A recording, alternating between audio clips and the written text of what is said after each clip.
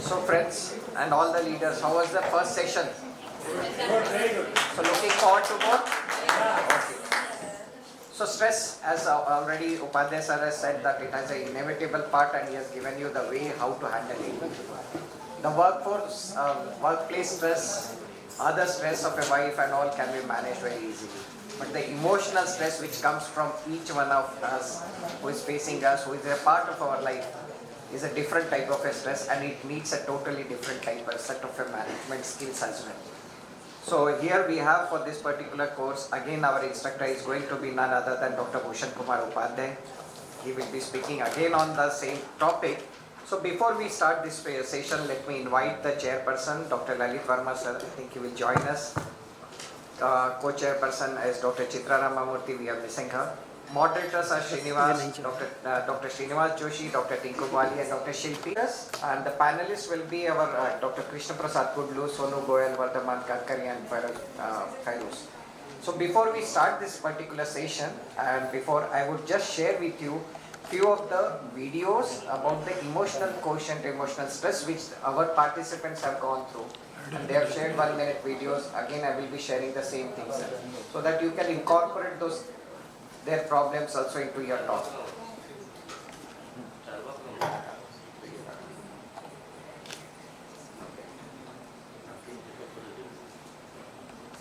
Request all the moderators to take over this particular session after this video is through.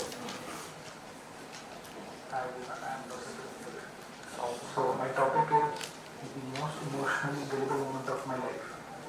So for me, not being able to clear the PG entrance exam the very first attempt was a very emotional as well as mentally taxing moment of my life.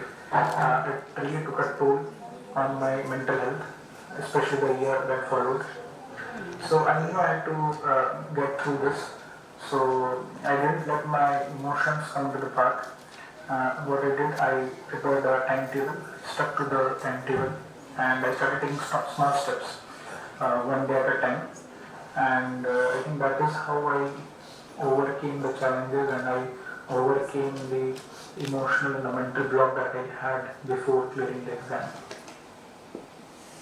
Hi, I'm Dr. Supriya and I'm practicing in my hometown Manipur. My topic is to speak on emotionally exhausting moment at my workplace. Well, as for me, in the current scenario of unrest in my state, I am going through a very difficult time with so very less patients. And actually, I just started my own setup with my husband, who is also an ophthalmologist. And as soon as we opened the hospital, exactly after 6 months, the riots started. And from that moment onwards, I would say that my stress level has increased tremendously, thinking what next and what we are going to do now. How we're going to run the hospital. The situation here is so unpredictable that every day is a stress day for me. And to add to the misery, there are lots of extortions related to this riot coming from various organizations. And it has become a very tiring job for me negotiating with these people. So putting all this together, I would say that all those things drains me out, burns me out, both physically, mentally, emotionally. Thank you. So hello everyone, we've been asked to share one emotional aspect from our personal life. So the biggest emotional challenge that I face is, so I stay with my parents and my parents will take care of my daughter. I'm full-time working, job profile is 9 to 5. So yes, it's a big support to have parents around. I don't have to worry about anything. When I'm at work, I'm totally at work, but it is also a double-edged sword. As in, at times, since my mother ends up being the primary caregiver for my daughter, so a lot of things happens according to what she wants, what my mom wants. So at times I do feel that, there are things that I would want to do it my way, but it doesn't happen so. And, if I try to suppose the days when I'm there at home on Sundays or something like that, then I often, get to hear that you're not there for the rest of the day, so do not spoil her routine. Let her be the way we want her to be, because ultimately we are taking care of her. So that often creates a sort of friction. In my heart, I know that it's a big thing to have my parents around supporting, but at times it also sometimes becomes a little overwhelming and overbearing to be not able to do, or to do things for my daughter my way. Hi everyone, I am Dr. Kumarji, VR surgeon from Hyderabad. Today I am going to talk about emotionally exhausting moment at my workplace. One of the most emotionally challenging situations I encounter in my workplace is when, after a demanding day, such as after completing around 150 outpatient visits in retina clinic, a patient enters in with bilateral optic atrophy and he insists on undergoing surgery to restore his vision. Despite my best efforts to explain using various examples that surgery will not improve vision, the patient still remains unconvinced and continues to demand the procedure. At this stage, I felt overwhelmed, frustrated, and emotionally drained out. Thank you. As an eye care professional, I have encountered many patients with many diverse stories, but one particular moment which stands out as one of the most gullible is that it was in a rainy evening when a man came to me looking like visibly distressed, claiming that he has suffered some serious eye damage after being assaulted by a friend who has stolen his savings. Moved by his words, I decided to treat him free of charge because I wanted to help someone in need, even if I have done the suturing of the upper lid laceration free of cost. However, next day morning when I spoke to one of our common friends, the truth began to unravel. They revealed that this man had a history of alcohol abuse and had been a drunken brawl that led to this injury. It turned out that he had not only stolen from someone's house, but also had been aggressive in a recent altercation. And this story has spun was far from reality, and I felt a mix of disbelief and betrayal. And this experience was a harsh reminder of how easily one can be misled by compelling narrative. And it taught me the importance of verifying stories and being cautious, even when compassion urges you to act quickly. Thank you. Emotionally exhausting moment at workplace. So I work at a trust-based hospital. So basically it's not my hospital, I am also a paid staff here. But there are other departments which is completely free here, but my department after is nothing is free. Everything the patient has to pay, right from the OP procedure or even for surgery. So at that time when the patient comes to other department, they come for an optical opinion also. So when they have to pay for a procedure or even for surgery, when you look at the few patients, you know that they are actually not affordable. At that time, when they request for a free treatment, it is very exhausting, like when so many of such patients come, it's very difficult for you to tell, see, I can't do anything for free, it's not in my hands. Or if you want anything to be done free, please go to a government setup. That's so difficult and exhausting to keep conveying it to all the patients. At times I feel bad, what I do is I just pay for the treatment from my pocket, but you can't do that all the time for all the patients. Hi everyone, this is Dr. Tanvir Ahmed from Silchar, Assam. So I've been asked to speak on emotionally gullible moment. So I'd rather speak about a phase that I've been going through recently. I've been diagnosed with a good many number of health issues like anemia and then this LVH and hypertension and all these things. So sometimes it leads to questioning yourself that why me only? When it's said that if you do good, only good happens to you, and vice versa, but not necessarily it will happen. So I believe that I was missing to that aspect of life where we should give some time to ourselves and family also, and that has led to this overworking or stressful work environment, working from morning 7 to maybe late at night.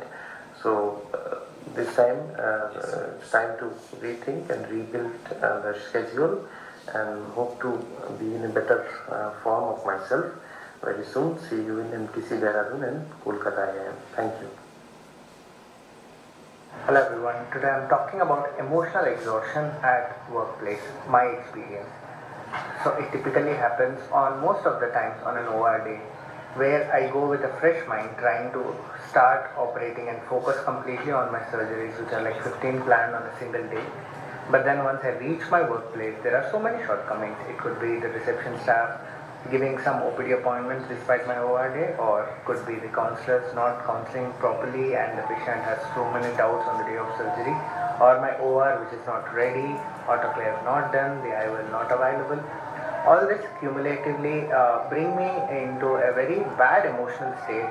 So this state is very stressful in the sense that I have to go and operate, I have to perform the maximum best I could, but then there are 300 things running in my mind on background which I can't really do anything about, or which I'm trying to constantly figure out but are not getting solved on their own. How do you think should I deal with the stress here? One of the most emotionally overwhelming moments of my career happened 3 years ago, completely unexpected. I was a young ophthalmologist full of energy, still figuring things out and eager to prove myself. But then something extraordinary happened. Dr. G.N. Rao, our founder chairman, made a decision that changed everything. He entrusted me with the responsibility of leading the L.V. Prasad Eye Institute Vijayawada campus. At first, I was in disbelief. Why me? I had no experience in administration. I wasn't the most senior either. But then it hit me. It wasn't about age or experience. It was about the work I had put in, my dedication and the potential he saw in me. Being chosen for such a big role made me realize the power of belief. Sometimes others see strengths in us that we may not see in ourselves. That trust inspired me to become the leader I am today. Every day I strive to live up to the responsibility and make sure I never let him down. Looking back, it wasn't just a job, it was a turning point in my journey. Thank you.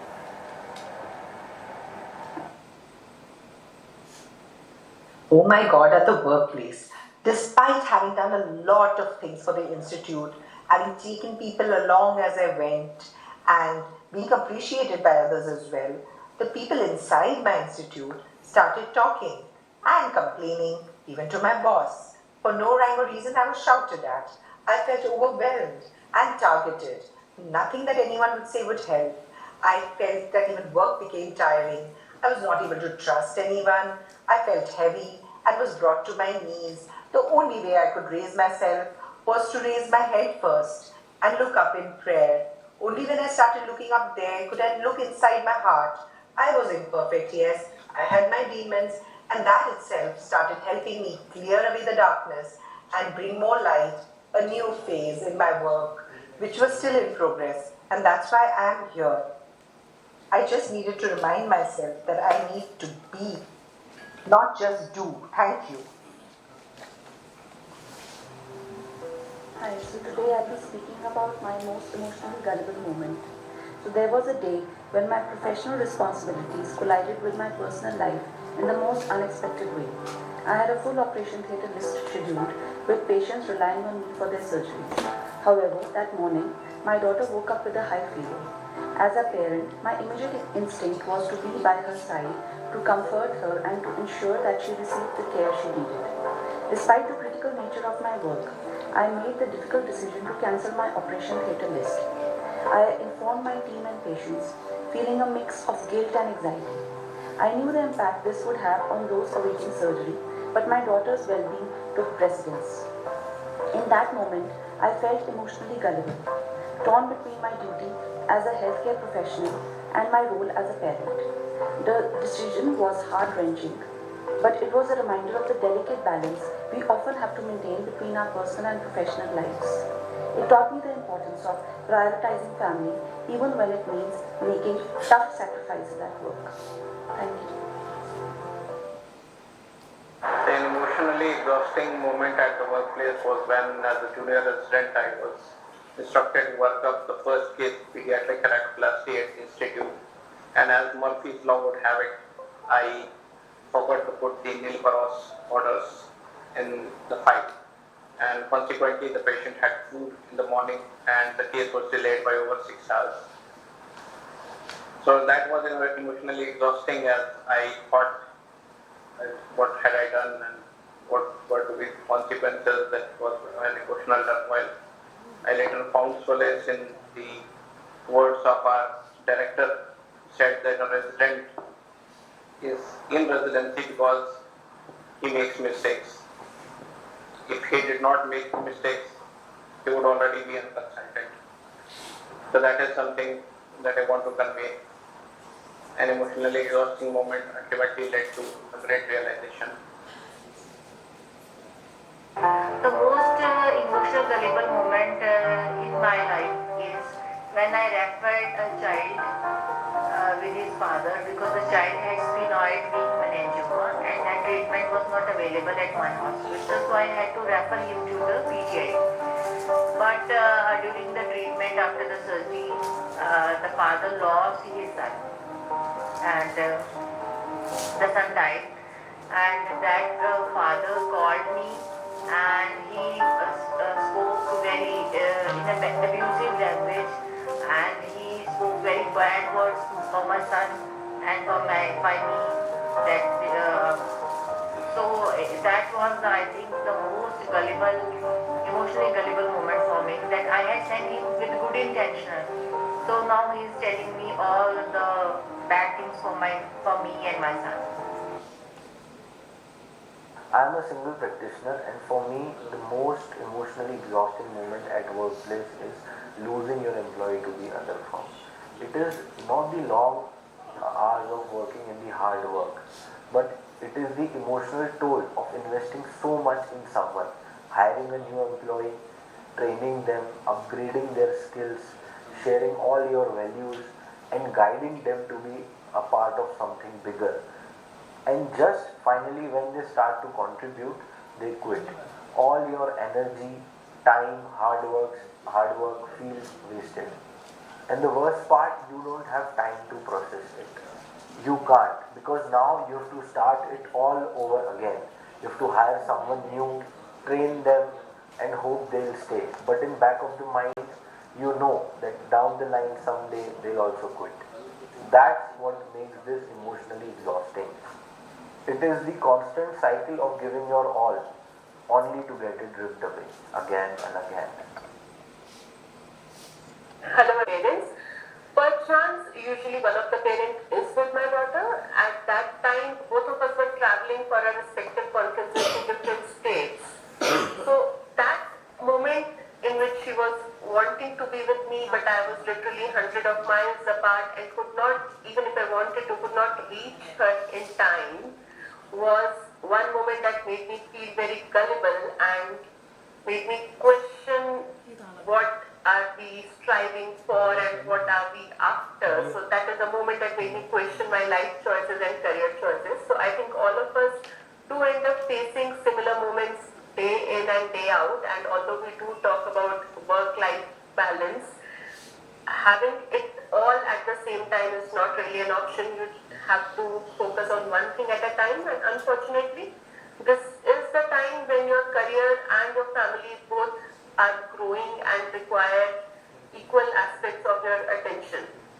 So yeah, thank you so much. Hi, my topic is emotionally exhausted moment at my workplace. Normally we come across many incidents day in and day out, but this is one which actually shook me from the core. This is about a patient who had undergone a cataract surgery, and the surgery was uneventful. The first day post-op was also uneventful, but after 4-5 days he just called up to say that I'm having pain and the vision is a little blurry in the left eye. In the operated eye. And then the next word, the next sentence which he said was actually very traumatic. He said, "अगर मेरी आँख को कुछ हो गया तो आँख के बदले में मैं आँख लूँगा." And that is the worst thing any doctor could hear from a patient for whom we take care of. And yes, it did shake me from the core, and I still it keeps ringing in my head off and on. So my emotionally gullible moment was when I was in class 3rd and I have recently shifted to a new school. I was missing my old friends, I was not doing emotionally well. Also academically I was not doing well because I was missing back home, I was missing my old friends and everything that was happening. So there was this new culture of having the surprise test. Earlier I have not heard about it. Like the teacher will not put an official note in your diary that there will be a test, but she will take a test randomly. So our SST teacher called me and taken a test and I secured 0 out of 10. Only 2 students in the class secured 0 out of 10 and she told us that we are the most, we are the worst students she have ever faced and we will be demoted to class nursery from next day onwards. So I was so traumatized by this. I went home, I kept on crying. I told my mother that she will demote me, everyone in the class in the new school will laugh at me and also I will be quite taller than the nursery mates and also I have to start from 0. My mother also told me nothing. Like she was like, yeah, you should study from next time. Now you are starting from nursery, study from next time. Okay, don't do like this. And I was so like worried while going back school the next day. I was like, please, please, God, do something. Don't shift me to the nursery class. But she didn't shift me. So when I came back home, my mother asked me like, did she shifted you to the nursery class? I was no, she didn't transfer me. Then my mother told me like, see, I am a teacher myself. We use these tricks to scare the students so we can like tap the original potential of the student. She just wanted to scare you, but from next time onwards, like focus on your studies. So this was my emotionally gullible moment, and also whenever I feel about that day, I still feel sad and I feel like I was being not only played by my mother who's a teacher but also my teacher. And after that I started doing well in that school. My father got affected. I brought him to my workplace, the same hospital where I work for admission. My father was the entire source of my strength. I got him admitted, a man who never needed hospitals in life. And watching him struggle through the illness, which was a dreaded illness, was beyond exhausting for me. I could see his life slipping away. I was so powerless, so emotionally depleted, torn between my duties as a doctor and my role as a daughter. The emotional toll was so aching. Not only I felt for my father, but also for the patients around me. It was the most testing time of my life. It broke me in the ways I never imagined, but it also gave me strength I never knew I had. And it taught me that even in the darkest moments, we somehow keep going. And here I am, still going.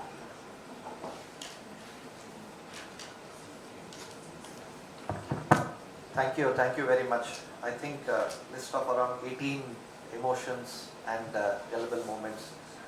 Anybody who have missed out giving the recordings and want to? Everybody has done it? Yeah. Nobody has missed it, right? Half the participants gave it. Yeah, that was in the session 1. Yeah. In the session 2, anybody has missed it? If anybody has missed it, can say it in 30 seconds or so, and then we can complete the course. Okay. So I think we will. Sir, you are very much required again as the help. One thing before Sir starts. Let's give a clap for all the participants. Yes. Because most of this, what I see here is 80% of the women are now in ophthalmology, and now the doctor-daughter issues or the relationships are definitely up in the rise. When I recorded this, I see that more than 10 are related to the work-life balance or the work-family balance. One thing, one of the, I would not like to name it, but a very great speaker in one of the women's session, I heard her speaking, telling that when she was able to do something, then a child was born, and after a few years another child was born. The husband started going away and away, and he started moving up and up. She started feeling that I am only doing a babysitting or doing a caretaking and not doing much things in life. So she had a period where she underwent into depression. She came out of that depression. And then finally, today, she stands tall as one of the strongest women leaders in the world of ophthalmology. She says that it was a long-term investment, what I had planned for. So what do you mean by long-term investment? When you do the stock exchange, you do a short-term gaining and the long-term gaining. When you do the equity market, when you get a long-term gaining, you invest something where you get dividends at the end. Because she says that her son is also an ophthalmologist, and any preparations or anything that needs is done by her son, and she is strongly supported by her son, and whatever today she became in the world of ophthalmology was because of her son. So that is the investment where I feel the mothers invest. I know it's very difficult and very easy for men to speak on these subjects, but definitely I think that was one which gave a goosebumps to all those people who were sitting there in that international conference. I think that's the kind of investment which mothers do, and they get the rewards at a later, but a much extrapolated rewards than what actually the fathers gets. I think hats on to all the mothers who are sitting here. They are doing a fantastic job, doing work life, work family, work pressure and all those balances, and I'm sure that makes you all strong. I request Upadhyay sir, I'm sure that he will be adding more to that. Actually, he was talking about mother power. And as we know that our culture has recognized it. I will just put you in a different way. In Indian tradition, there are three goddesses. तीन देवियां हैं, Saraswati, Lakshmi and Parvati. Brahma, Vishnu, Mahesh. This is the Indian concept that Brahma created the universe, Lord Vishnu meant, and Parvati is the wife of Shiva. Creation is the job of engineering. You can't create anything as long as you are not master in mechanics, mechanical engineering. For that you need knowledge. Who gives knowledge of creation to Brahma? Who is the goddess of knowledge? Saraswati. Therefore, Brahma is not able to create the world as long as he does not get knowledge from Saraswati. In order to run the house, what is needed? Money is needed. Without money, you can't run the house, you can't run the state, you can't run the country. And who gives money to Vishnu? Lakshmi. Without power, you can't do anything, you can't dispose anything. Suppose that the building is very old, you have to demolish it, you need lots of power for that. Who gives power to Shiva? Parvati. Therefore, all the power, whether it is power of knowledge, it is power of wealth, it is power of something doing new, all these powers come from women power. And that is the reason that if women power is not there, then everybody is debunked. So again I salute the women power, and we remember all our mothers how they have nurtured us. Now I have mentioned this because there is an emotional aspect. We come from our mother, and that emotional connect, as per neuroscience, is the most important emotional connect with the mother. If that emotion is disturbed somewhere, then it develops into trauma. What is trauma? What madam was mentioning, some patient told that if my eyes goes, then I will take your eye for that. What was that? That incident has gone. That patient told that thing, madam heard, that incident is past. But still she is carrying that. This is trauma. Therefore, if something happens to you emotionally bad, disturbing, and that goes into your deeper psyche, and again it pops up and gives you trouble, that is trauma. We will discuss about that trauma later. Now, we operate at three levels. The first is thought. The second is feeling, and the third is behavior. Our thoughts generate feeling. Suppose that if our thoughts are good, our feelings are also good. If thoughts are negative, if thoughts are destructive, if thoughts are painful, our feelings will be painful. then feelings are being generated by thoughts. This is one aspect. The second aspect is behavior. Our behavior also generates feeling. What is behavior? Suppose that I am misbehaving with him. Then what will happen? After some time I will feel bad because I have misbehaved with him. Suppose that I get hit by some stone on our body. I am not feeling well. Suppose that I am hungry. I am thirsty. I have no money to buy anything. This is a part of the behavior. Then these behavioral aspects are also generative feeling.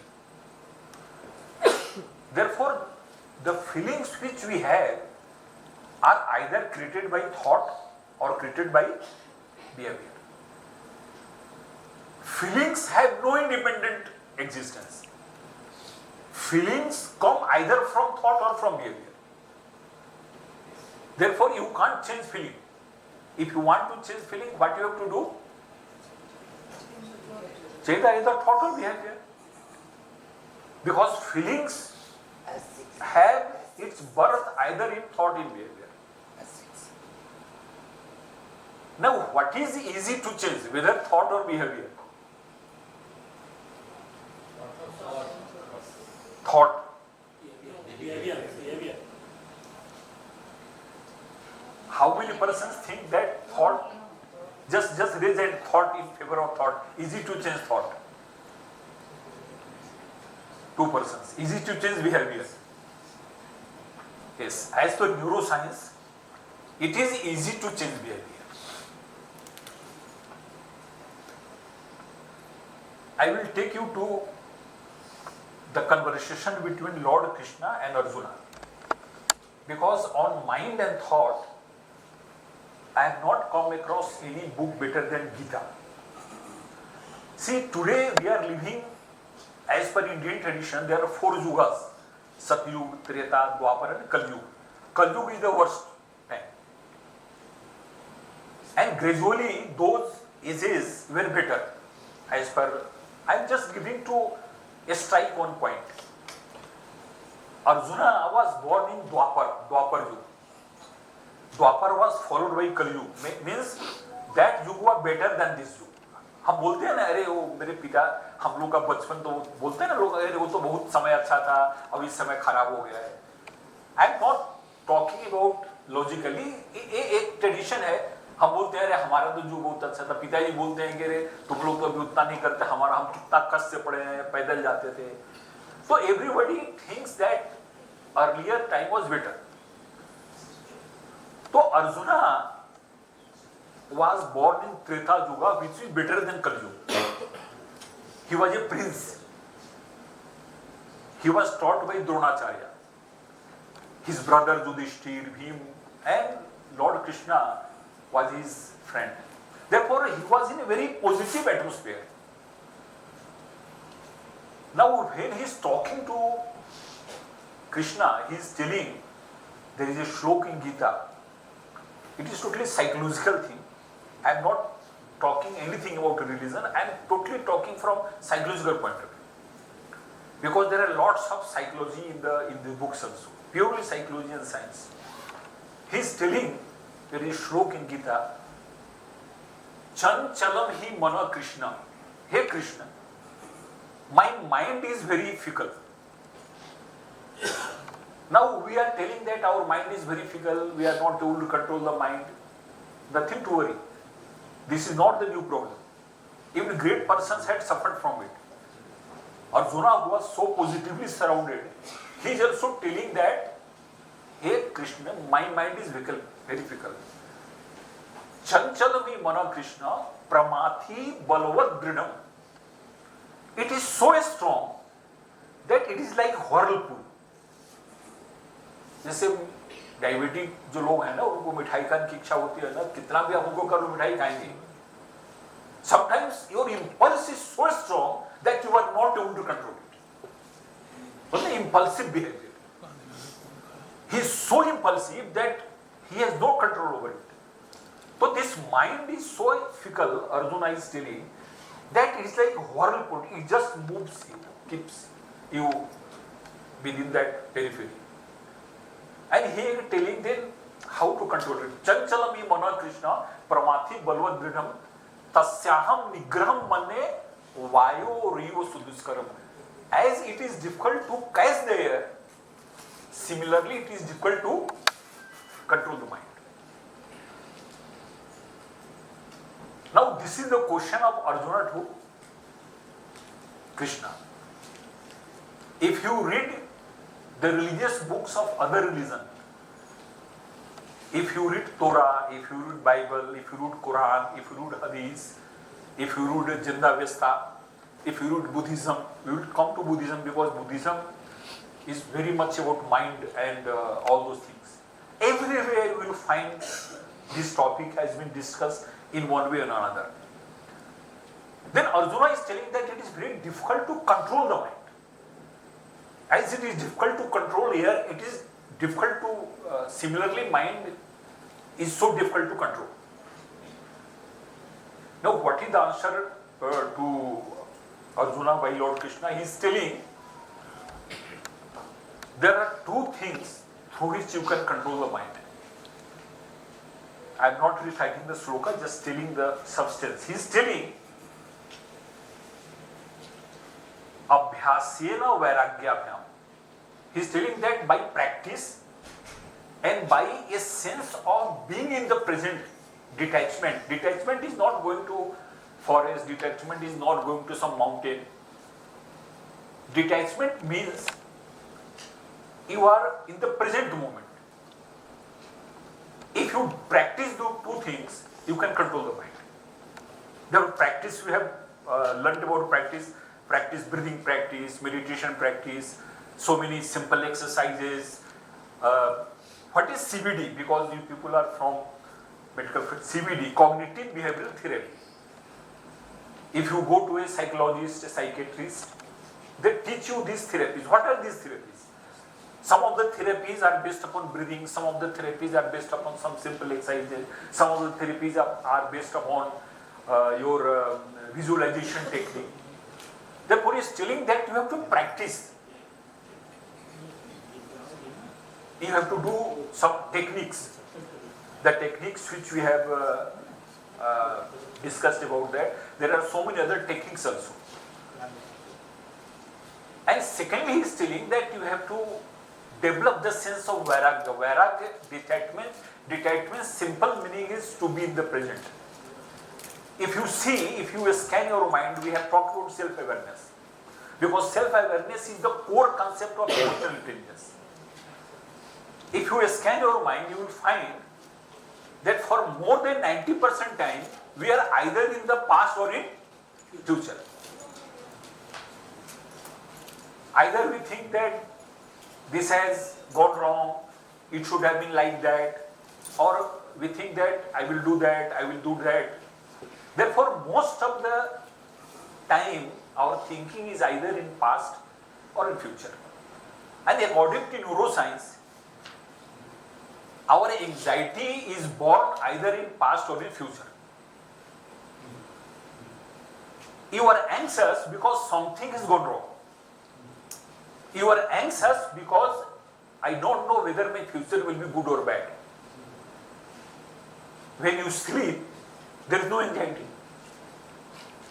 In deep sleep, सपने में तो anxiety रहता है, सपने में भी बहुत problem आता है if your sleep is not so deep. In sleep, there is no past, there is no future. You are in the present moment. Present moment means you are sleeping, you are sleeping. Therefore, according to neuroscience, according to psychologists, all mental problems, all emotional things, all emotional disturbances have their roots either in past or in future. Therefore, what is the solution to it? The solution is to remain in present. I will tell you one anecdote of Lord Buddha. Lord Buddha के पास somebody went and asked him that how I will be able to go to heaven. how I will be able to know my soul? How will I be able to know God? And you know that Lord Buddha used to tell lots of stories. There are lots of parables in Bible also. Lots of stories in Upanishads also, lots of stories in Hadith also, lots of stories in Buddhist literature also. Lord Buddha told him, suppose that a person is hit by an arrow. उस समय में गोली नहीं था, इसलिए Lord Buddha ने arrow को धारण दिया. तो बोला कि समझो किसी को तीर लग गया, somebody is hit by arrow. What will you do? तो उस आदमी ने बोला कि विल गो टू डॉक्टर, वैद्य के पास जाएंगे और तीर निकलवाएंगे, मेडिसिन कराएंगे. Lord Buddha told him, no, you should not do that. First you should know who is the shooter, who is the blacksmith who has made the arrow, where is the mine from which you have extracted the metal, what was the angle of the arrow, what was the color of the person who shot the arrow, what was the name of the father of that person, what will you do? बोले sir आप क्या बोल रहे हो, पहले तो उसको doctor पास ले जाएंगे ना. तो बोला कि I am telling the same thing. Your life is full of suffering, you have to make your life blissful, happy. And why you are talking about heaven, why you are talking about the future? Therefore, be focused in the present. If you are in the present, then there is no anxiety, there is no worry, there is no trauma, and you will enjoy the life. तो emotional intelligence उसका पहला core concept है, as we have talked, self awareness. What is self awareness? How will you become self aware?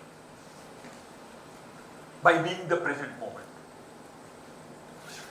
आपने आंख बंद किया या आंख बंद भी नहीं किया, you just focus on your mind. Thoughts are coming, what? Because you can't stop the thoughts. Thoughts are self generating. You can't change the thought. Thoughts are bound to come. Good thoughts will come, bad thoughts will come. Even if you sincerely ask a saint, he also receives bad thoughts in his mind. The only thing is that he is not moved by that. But thoughts can't be stopped. Thoughts are so strong, they are the natural product of the brain, therefore thoughts are bound to come. Then what is to be done? Suppose this is the focus. The light is coming here. There is light here. This place is illuminated. Suppose that I move the focus. Then this place will become dark, that place will be illuminated. Therefore, you have not to do anything with the thought. As per neuroscience, if you try to fight the thought, thoughts become stronger. You can't defeat the thought. आप thought से जितना लड़ोगे, thought उतना strong होते जाएगा. What is anxiety में क्या होता है? जिसको एंजाइटी में कोई निगेटिव थॉट आया, it keeps on moving in the mind. Rumination शुरू हो जाता है, रिपीटिशन शुरू हो जाता है, और एक पूरी एक रेलगाड़ी बन जाती है thought. Or if the first thought is negative, all the thoughts are negative. And we go up to catastrophizing. A simple thought starts and that thoughts become so strong. What is panic? You must have seen some panic attack. In panic attack, man starts crying. Nothing has happened, everything is safe. But the person who suffers from panic attack, he starts crying, he starts sweating, he starts running, and it seems that he will die. If you see some person in panic attack, what is this? A negative thought starts in the mind, that thoughts become, he starts fighting the thought, ऐसा नहीं होगा, ऐसा नहीं करना चाहिए, and that thought is strong, starts becoming stronger, and gradually he goes up to the worst thing, because our brain is wired like that. When our ancestors were living in the forest, most of the time we were facing the danger. Danger from wild animals, danger from other tribes. Therefore, our brain has been wired in such a way that it is always facing some sort of danger. It is always facing some sort of threat and some sort of challenge. So what happens when panic attacks comes? The person goes on adding thought, and a time comes, because as we have seen that brain is not able to distinguish between real and imaginary thing. Brain thinks that the thing has happened, and that man goes into panic attack. That man becomes mad. Like again, you give medicine or something, then he realizes, because I have talked to so many persons who are suffering from panic attacks. When they are normal, they tell that I thought that my son was going and he had met with some accident and he has gone to hospital and doctor is not able to save him. And these thoughts became so strong in our mind that I was really behaving like that. So that is because we are not able to control the thought comes. What we have to do, as I have given an example, we have to focus our attention at different places. There are two things, thoughts and focus, attention. We have to shift our attention from one place to another. Let the thought comes. You can't stop the thought. Thoughts are bound to come. They are self-generating properties of the brain. You have to focus your attention. What is attention? Attention gives power to thought. And what is distinction between thought and emotion? When you identify the thought with yourself, it becomes emotion. I am giving one example. When I was SP Nagpur rural in Maharashtra, I had gone from one inter-border conference to Bhandara. Bhandara is neighboring district of Nagpur. I was returning in the night time and I saw that some person was lying on the road in the pool of blood. I thought that some accident had taken place, and just as I reached there, I found that one person was standing there with one vehicle. That was a very, I think, costly vehicle. Therefore, I guessed that he was a rich man. That man saw that person and he went away. Then when my vehicle came, we took that man in the vehicle, called the ambulance, and he was sent to the hospital. By the grace of the God, after 4 or 5 days, that man was able to survive. See what happened. We were not able to identify the person, who that person was.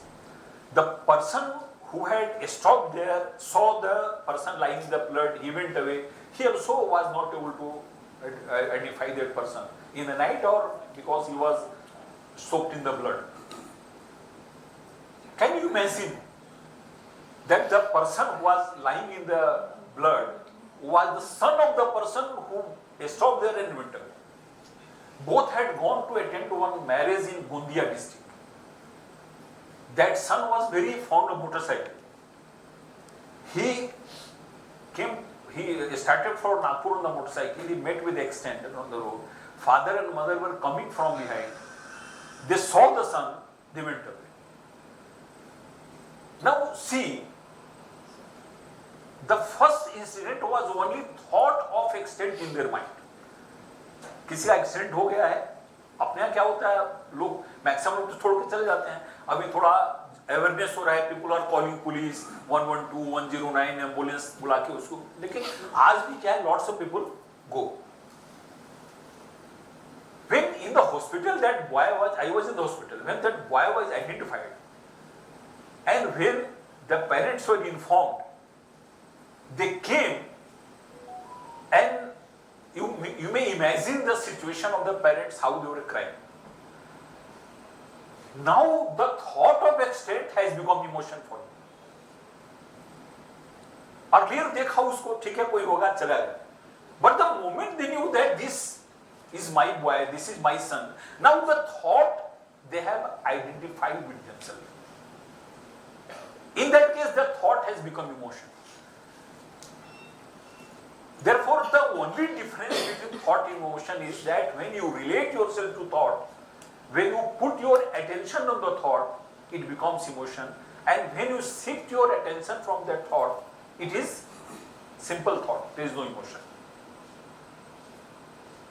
Now, if you go to CBD, cognitive behavioral therapy, they teach you lots of exercises, simple exercises. I have attended one course also in that. They teach you how to shift the focus from the negative thought. There are so many exercises. I think you people must be doing. There is one EMDR. EMDR is a very simple technique of shifting the focus. Eye, movement, desensitizing, reprocessing. Very, I think, tongue twisting word. EMDR. Eye, movement, desensitizing, reprocessing. Actually, it is called Shambhavi Mudra in yoga. You must have heard Shambhavi Mudra. There is one mudra. In Shambhavi Mudra, there are two types of Shambhavi Mudra.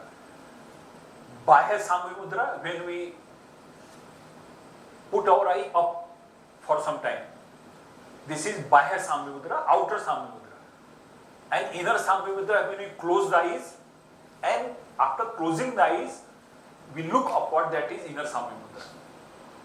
EMDR is the same thing. In EMDR, if you go to net, you will see they are telling that if you do EMDR for 4 or 5 minutes,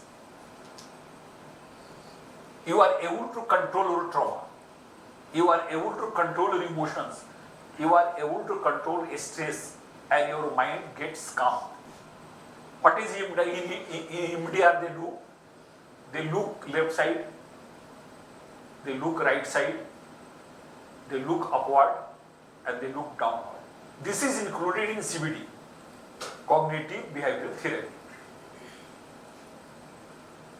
When you do this exercise, you focus the attention from the thought. There is a disconnect between thought and emotion. Suppose that you are emotionally disturbed, as we see so many participants mentioning so many incidents and so many things. Suppose that you are emotionally overwhelmed, emotionally gullible, you are not able to control the emotion. Therefore, do this exercise. If you do the exercise for 3 to 5 minutes, minimum 3 minutes, you will find that you are able to control the emotions, and emotions are not going to make you disturbed. You are able to know, you are become aware. Suppose that there is a snake here. I am aware that there is a snake. Then I will be careful. I will not be in danger of the snake. But suppose that I am not aware. Snake is moving in the house, in the room, and I am just moving, then it may cause danger to us. Similarly, self-awareness is to know the thoughts, what are the thoughts, and again how thoughts are getting converted into emotions. So by the help of EMDR, I am just talking about emotions and thought, and how emotions are again reconverted into thought, and again how thoughts are reconverted into emotions. I am telling this because some of you were telling that we can control the thought. We can't control the thought. Now, there is one therapy that is called somatic therapy. Somatic means body, related to body.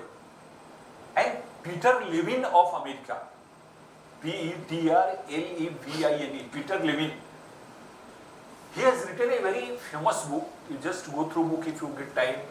It is available on net also. The autobiography of a trauma. The autobiography of a trauma, and actually Peter Levine went through a very big trauma in his childhood. He was very violently molested by 2 goons, and he developed very severe trauma. Later on he was treated and he joined psychology, he did lots of research, and he came out with one new therapy, that is the somatic therapy. He is telling that if you want to change the feelings through behavior.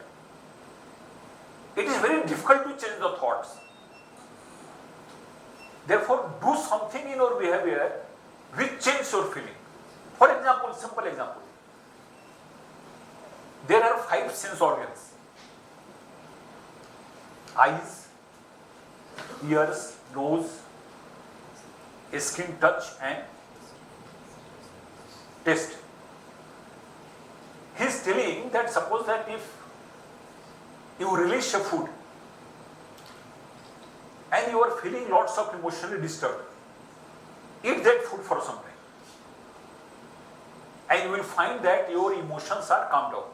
He is telling that you are doing something in the behavior and that behavior is sending positive signals to your brain, and because of that signal your brain calms down, your nervous system calms down. He is again telling that if you are lover of music, ear, अपने यहाँ बोलते हैं ना, शब्द, रूप, रस, गंध और स्पर्श, these are 5 sense organs. Listen to music, music therapy. Music therapy is very old, but he is telling that music therapy is a part of somatic therapy. It is a part of behavioral therapy. When you listen to music, the sound waves goes to your brain and calms down your brain. If you have good aroma, a smell, good scent, that calms down your body. Suppose that if you hug your mother, your child, your spouse, then through this touch, your brain gets signal, it calms down. Therefore, he is telling that somatic therapy is becoming very, very popular in America. And in his book, I was very surprised to find that he is telling the best somatic therapy to tackle trauma and emotional disturbance is exhalation with the sound oo. Now I am personally doing one research how he is telling sound oo, because in our culture it is om. Om is o, uma. He is telling, he has, there are lots of videos also, you can go through. He is telling, if you are traumatic, if you are emotionally gullible, you just do that.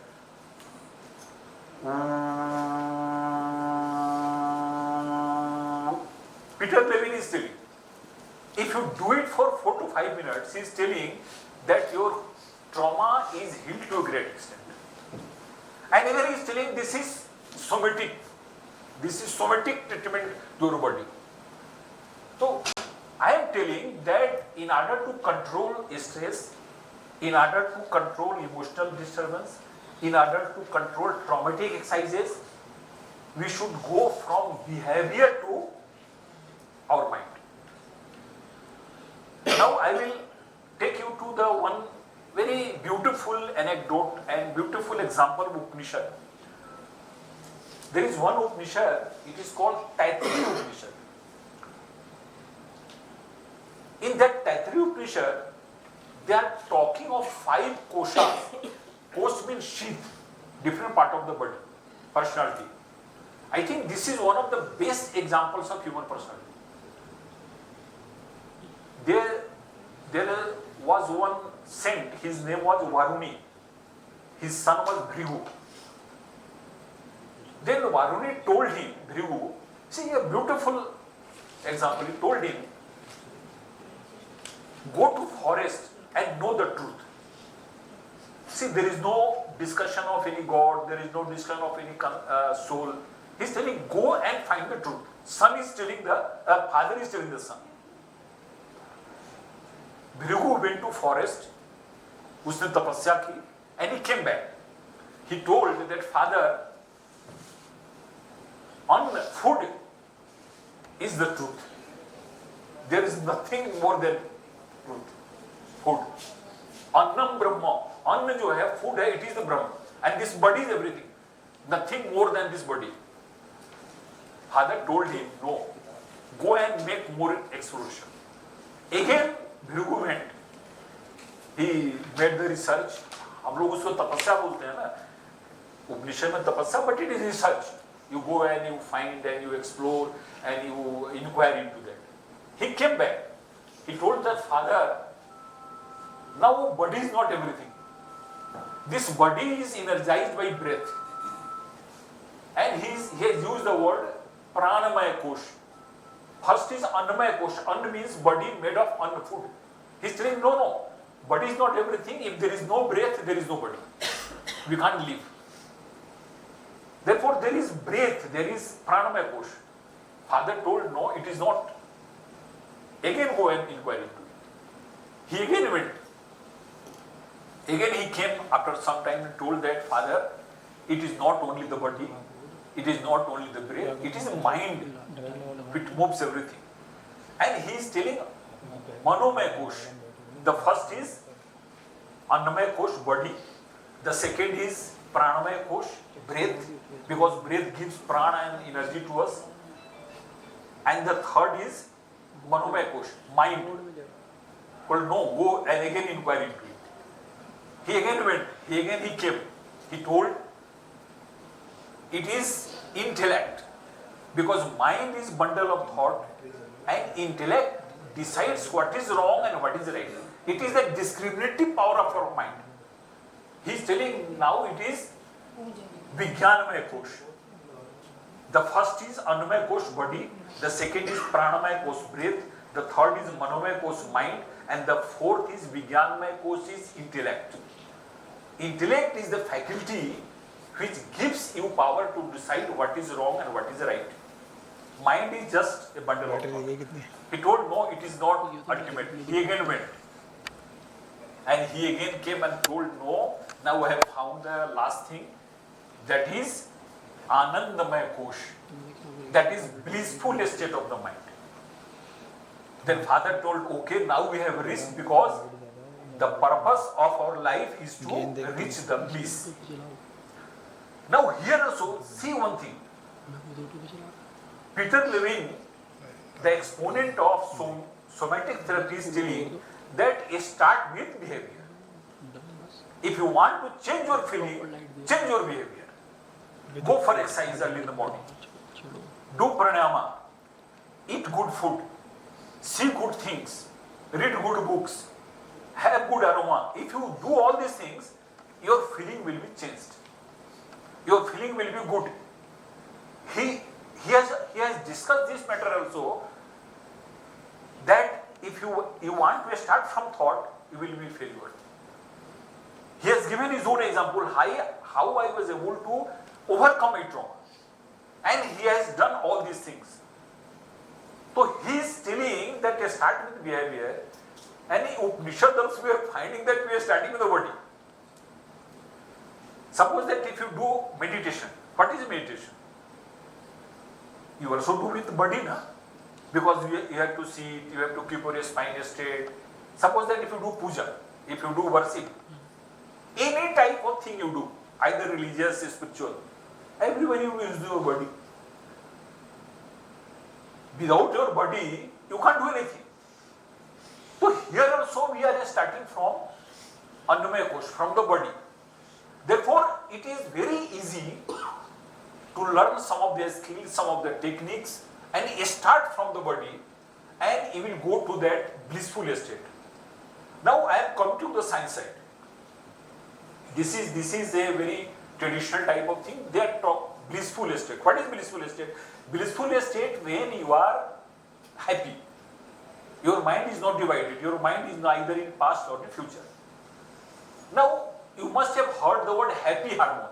What is happy hormone? Happy hormone is when that hormone is secreted, you feel good, you feel happy, you feel blissful, you feel tranquil. Now there are so many happy hormones, but I will just discuss 5 happy hormones and how to secrete them. Very easily. The first is endorphin. Endorphin is very popular, very famous. There are lots of injections also, because some of my friends are psychiatrists. and in severe case of depression and mental problem, they recommend endorphin. The second is dopamine. There are also tablets and injections dopamine. The third is melatonin. The fourth is serotonin. And the fifth is oxytocin. These are the 5 important happy hormones. And if these hormones are secreted in your body, you will feel happy. And according to neuroscience, all these 5 hormones can be secreted through physical acts, through behavior. You can't secrete dopamine through your thought. Somebody can secrete a very evolved person, very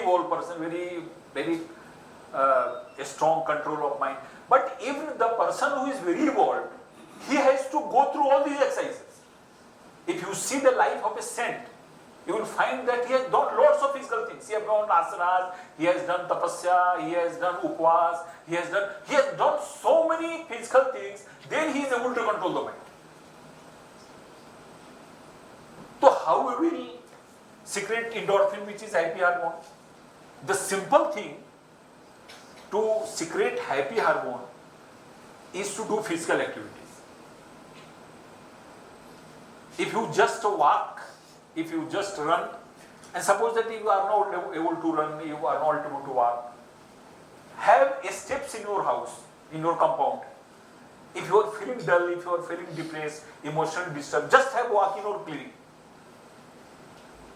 After 2-3 minutes, because it is science that if you walk, if you do physical activities, if your whole body is moving, endorphin is going to be secreted in your body. This is the anatomy and physiology of the human body.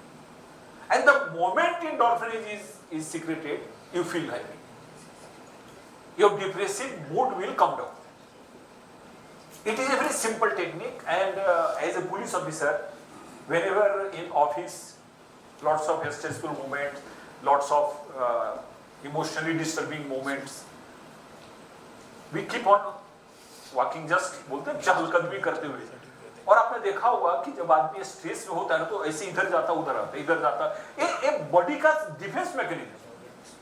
For thousands of years it is happening. Body को मालूम है कि हमको क्या करना है. We are not able to recognize it.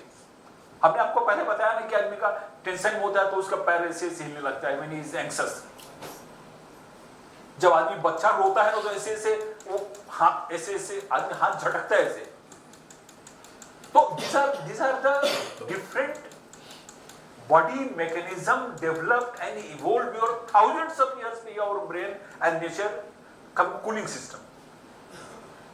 आदमी जब रोता है तो क्या होता है? When you weep, आप अगर किसी आदमी को if you see that person weeping, some sort of sonorous sound is produced in that. उसमें थोड़ा सा एक sound आता है रोने में. और वो जो साउंड है बताते हैं कि वो साउंड आपके पैरासिम्पैथेटिक नर्वस सिस्टम को एक्टिव कर देता है. इसलिए जब आदमी रो लेता है ना तो उसको हल्का लगता है. इसलिए मैं लोगों को बोलता हूँ, हम लोग बहुत जगह जाते थे, कुछ घटनाओं एक्सीडेंट हो गया, पूरी फैमिली खत्म हो गई. आपको याद होगा जब 1993 में लातूर में महाराष्ट्र में एक बहुत बड़ा अर्थक्वेक हुआ था. In that earthquake about 9,000 people had died. It was September 1993, and after the earthquake, I was posted there as additional SP. And that was a very pathetic situation. The entire family was wiped out. See how nature works. It was the day of Ganpati immersion in Maharashtra. Ganpati is a very big festival, and that day was immersion of Ganpati, and the immersion procession ended, and about 2:30 or 2:35 a.m. earthquake took place, and the entire 2 villages of one of Latur district, another of Usmanabad district, 2 villages Sastur and Killari, they were totally destroyed, demolished, and 9,000 people died on the same day. When we went there, suppose that one lady is surviving, the entire family is gone, one male person is surviving, entire person is gone. And lots of government sent lots of psychiatrists and psychologists there in order to help those traumatic people, that PTSD, post-traumatic syndrome. Now, some of the psychiatrists were telling कि sir इनको रोने दो, आप रोको नहीं. Let them weep, let them cry, because when you cry, the trapped energy comes out. Because when you are emotionally disturbed, there is energy in what is emotion. Emotion means energy in motion. Energy in motion. When energy becomes very dynamic, it becomes emotion. You are telling that let them cry. When they cry, the trapped emotions come out. Otherwise, it will develop into traumas and it will develop into so many mental problems. Then what happens? While I was talking about endorphin, when you move, the first thing is that it is the physiological act of the body that automatically by moving, endorphin is secreted in the body and feel good. And secondly, the trapped emotions, the trapped stress, the trapped trauma in your body, that because of your movement that goes out. You must have heard the name of the Arthur Road prison, it is in Mumbai. And in Arthur Road prison, we conducted one experiment with the help of some of the medical teams in Mumbai, that how to improve the mental health and emotional setup of the prisoners. Then Arthur Road is a very small prison and very overcrowded prison. The capacity is about 3,000 and you may imagine inmates are about 10,000. They sleep on the veranda. There is no room substitute. So now new prison being constructed. All prisons of India are overcrowded. 200, if you read the report of Bureau of Police Research Development or NCR, you will find that all prisons are 200, 300. Then we conducted well that we, in the compound, there is a big compound of about 4-5 meters, not very big, but 400-500 meters. Then they suggested, some of the psychologists suggested that, sir, you increase walking in the evening and morning by the prisoners.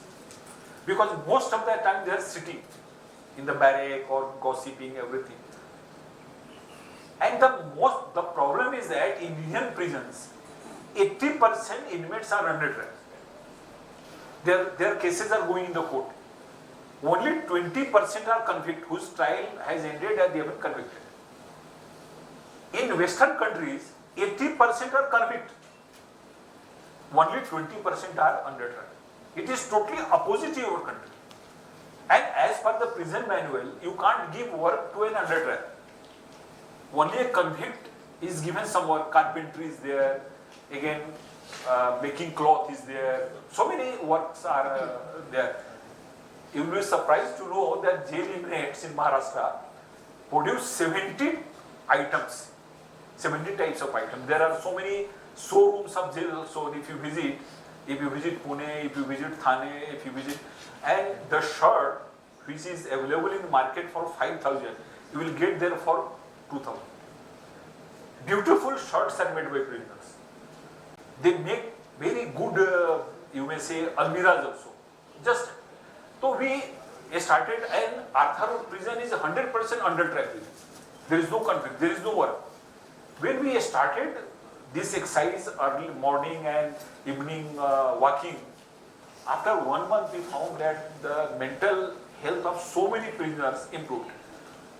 And it improved because when you walk, when you run, when you jog, when you swim, because of that physical, especially movement of the legs, they are telling that especially the movements of the legs are very important in order to secrete this hormone. Therefore, just move in the office, move in the corridor, 4-5 round if you do, you will feel that your mood improves. The second is dopamine. I think in this one video, one participant was mentioning that he used to help some patient also, those who poor patient, and they, according to research, it is found that if you do some help to others, if you do some service to others, suppose that some lady, old lady is crossing the road, if you help that lady to cross the road, if somebody is hungry, if you give food to that person, if somebody is ill, if you go to that person, give solace to the person or help that person, if any type of help you do to anybody, after that act, a hormone is produced in the body, and that hormone gives you a sense of well-being. Therefore, I have found that those persons who are very generous, those persons who are donors, you will see that in our country tradition is very less, but in Western countries they donated their entire property to the trust. You have seen Bill Gates, and there are so many wealthy persons. Why do they do? Because they part with their wealth. They give them lots of sense of enjoyment and sense of well-being. So in that way, but we have no property, therefore we can't donate that. But we can do small things. Suppose that talking to the parents, talking to the old persons, helping them, giving them medicine. So many small things we can do, and that helps in improving our emotional state. Now we can melatonin. Melatonin is a very, you may say, important hormone which does the healing of the body. And they are told that in darkness, melatonin is produced. When you sleep, our eyes are closed, there is darkness. Therefore, during the darkness, so sleep is very important for that. We sleep, but so many persons are not able to sleep. In the last lecture, we have discussed how we can improve the sleep, how insomnia can be tackled. You can do humming, you can do little bit that exercise, and that helps in improving your sleep and healing. Again, it is proved in research that meditation is the best way to secrete melatonin in your body. What is meditation? In meditation, you close your eyes, sit, and there are so many methods. Either you concentrate on breathing, or you do some chanting, you chant somebody's name, you just do mindful meditation.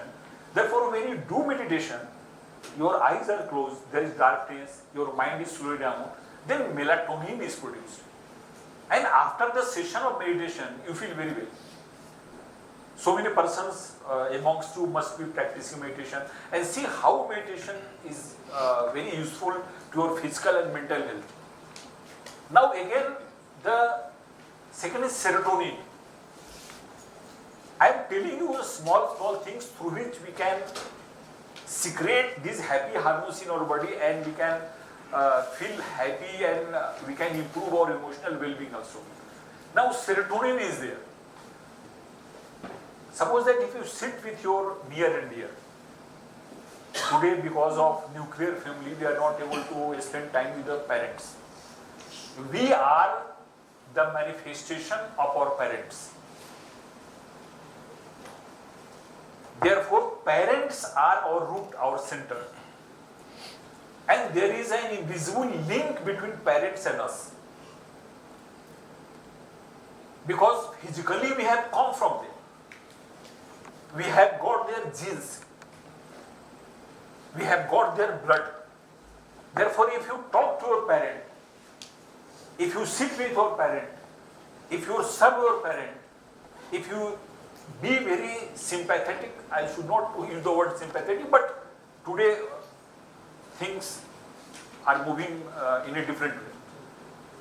Just by sitting with a parent, there is a research in the Harvard University that if you spend 1 or 2 hours once a week with your parents, your mental well-being improves.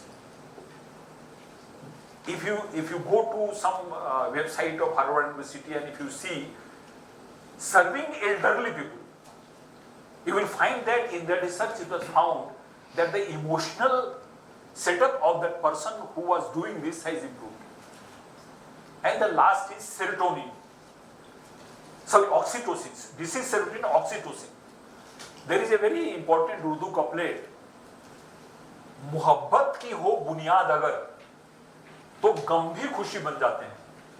मोहब्बत की हो बुनियाद अगर तो गंभीर खुशी बन जाते हैं। मोहब्बत से करो आगाज तो अजनबी भी करीब आते हैं। मोहब्बत है एक रूहानी मंजिल जहां फरिश्ते भी सर झुकाते हैं। According to neuroscience, the most positive emotion is love. Now this love has many manifestations. Now there is love between child and a mother. There is love between wife and husband. There is a love between son and the mother, like father and mother. There is love between friends also. And according to the science of research of the neuroscience, this is the most important emotion.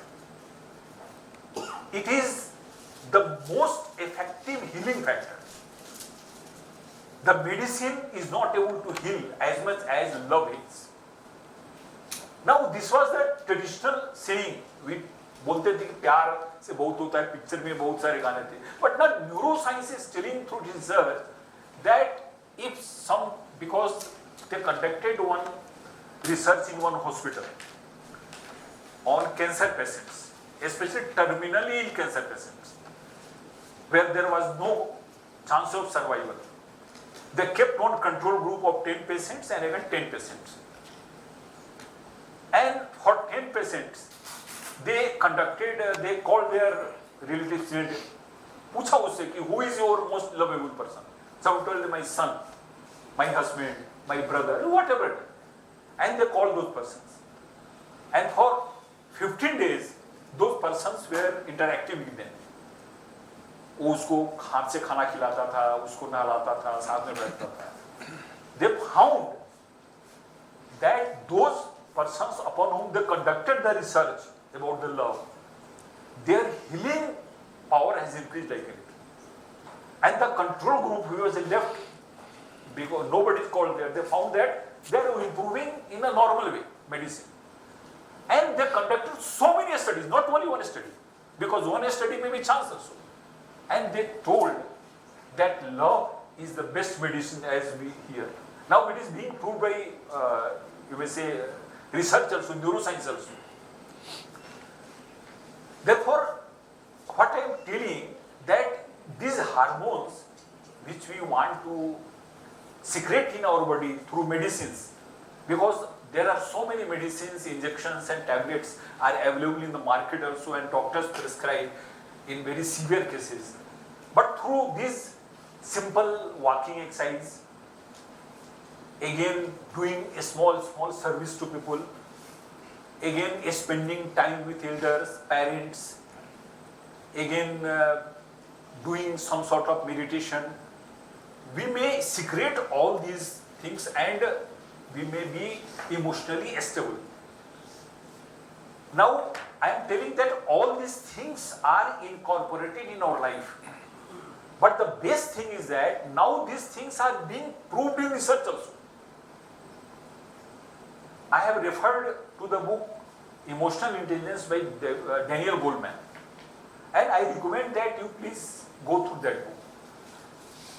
In that book, he has quoted more than 500 research. All those research conducted in Harvard University, Stanford University, Oxford University, in different psychological centers. And all those centers, these things they are telling. Now, when we are talking about emotional intelligence, let us talk about IQ also. What is IQ? And what is difference between EQ and IQ? The first is IQ means intelligence quotient. According to science, we can't change IQ. IQ is almost fixed. Everybody has got a fixed IQ. And IQ is related to our analytical power. How we can analyze the thing, how we can think logically, how we can understand the data, how we can make calculation. These are all IQs.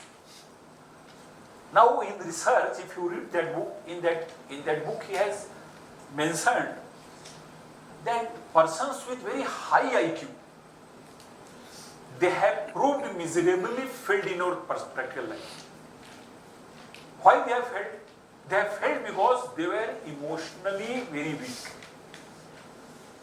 And Daniel Goleman has concluded that if you want to become happy in life, if you want to become successful in life, you have to be emotionally intelligent. Only IQ is not sufficient.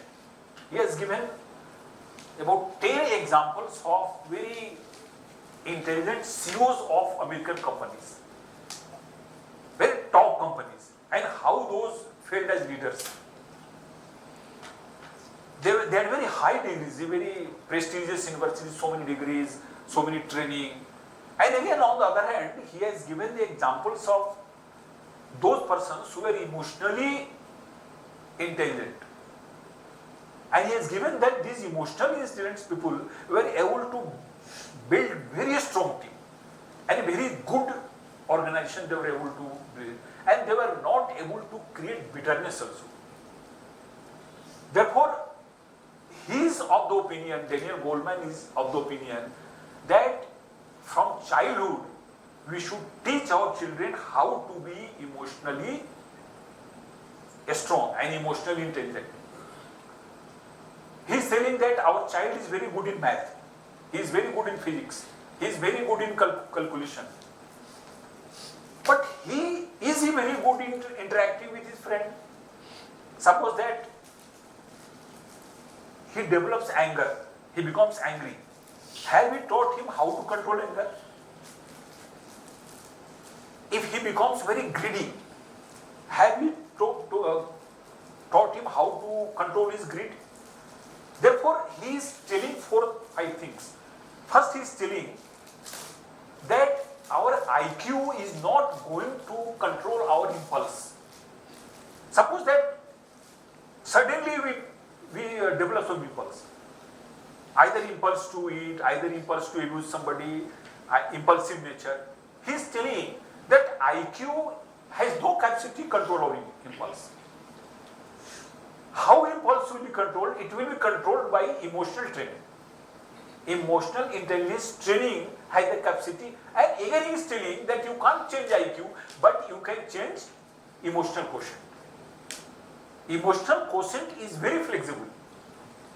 If you train yourself, if you do exercises, your emotional intelligence will increase like anything. And you will become a very successful person in life, you will become happy in life.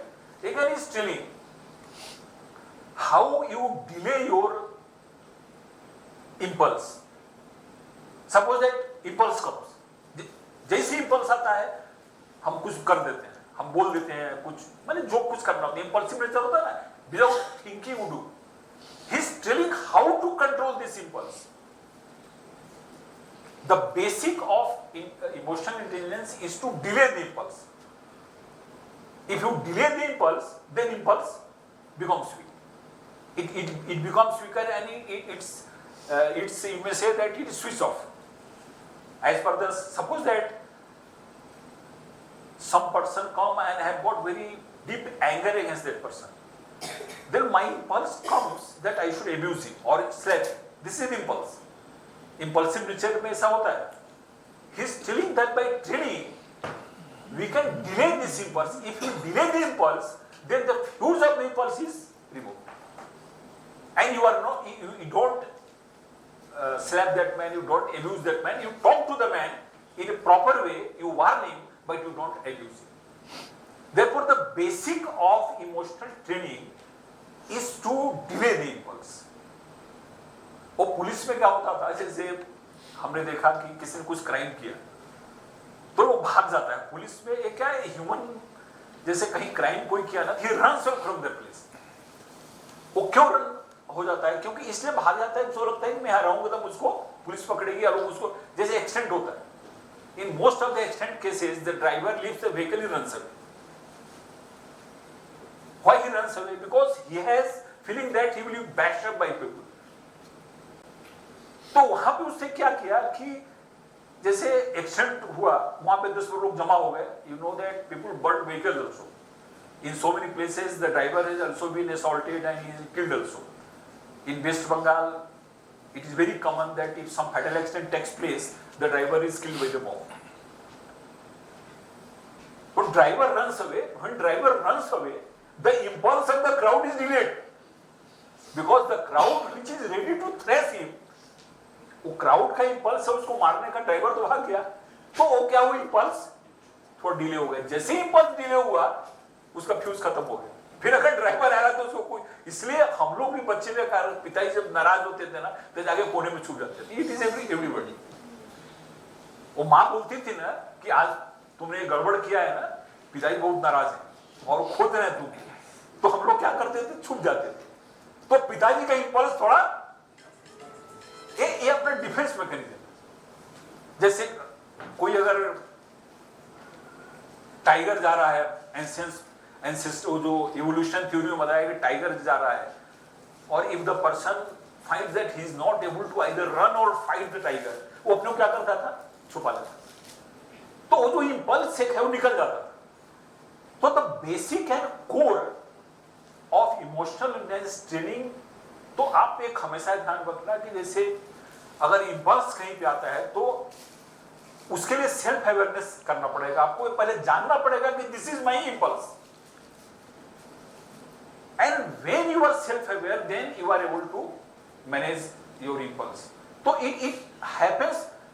I have attended 2-3 trainings. Those trainings are very expensive, especially the trainings which are conducted by these very famous universities centers.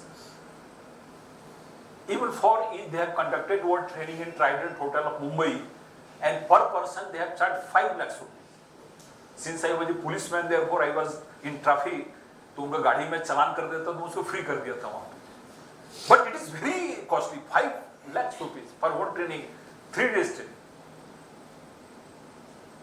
लेकिन मैं आपको इसे बता रहा हूँ, वो जो बताया मुझको ना, मैंने पूरा 3 दिन अटेंड किया, और मैं जो आपको बता रहा हूँ, ये थोड़ा सा वो क्या करते थे कि थोड़ा ग्राफ बना के थोड़ा स्लाइड पे अपने को दिखाते थे, थोड़ा सा वहाँ पे एक्सरसाइज, उनके 4-5 टीम्स के लोग थे, they used to conduct some the exercises paper पे, और कुछ उन्होंने एक किया. But the same thing is there, and the best part is that we can improve our emotional intelligence. मैं अभी आपको एक मैं छोटा सा एनेक्डोट बताता हूँ. There were 3 PhD person. PhD is I am a PhD in Sanskrit. There are so many persons in PhD in different subjects. और PhD करने के बाद आदमी को ऐसा लगता है कि I know everything, but it is not like that. So there were 3 PhD persons, or they had spent their entire life in the city. So they thought that they should go to some village and understand the village life. तो वो तीनों जो हैं, they come to a village of UP, Uttar Pradesh. And in the village, आपने देखा होगा कि there is a word खलिहान. खलिहान क्या होता है कि जब किसान गेहूं चावल काटता है तो उसको जमीन पे रखता है और उसके ऊपर बैल को ऐसे घुमाता है. He makes the bulls move on that. जब वो बैल ऐसे घूमते हैं तो बैल के पैर से वो दाने बाहर निकल जाते हैं. That is called खलिहान in north. अभी क्या हो गया, सिस्टम बहुत कम हो गया, बिकॉज अभी थ्रेशर आ गया तो सिस्टम कम हो गया. So these 3 PhD persons saw that one खलिहान was there, and the चावल और गेहूं के वहां पे पौधे रखे हुए थे और उसके ऊपर बैल ऐसे घूम रहे थे. वो किसान क्या करता है कि ये बैल के गले में घंटी बांधता है. वो घंटी इसलिए बांधता है कि बैल जब ऐसे घूम रहा है तो घंटी बजती रहती है. तो he is able to know that bulls are moving. If the bells are not ringing, then he think that bulls are stationary. He comes and make the bulls moving. ये जो PhD वाले थे, for the first time they saw the bulls with bells around the neck. तो उन्होंने आपस में वाद विवाद शुरू किया. बहुत पढ़े लिखे आदमी का पहला लक्षण क्या होता है, वाद विवाद करना.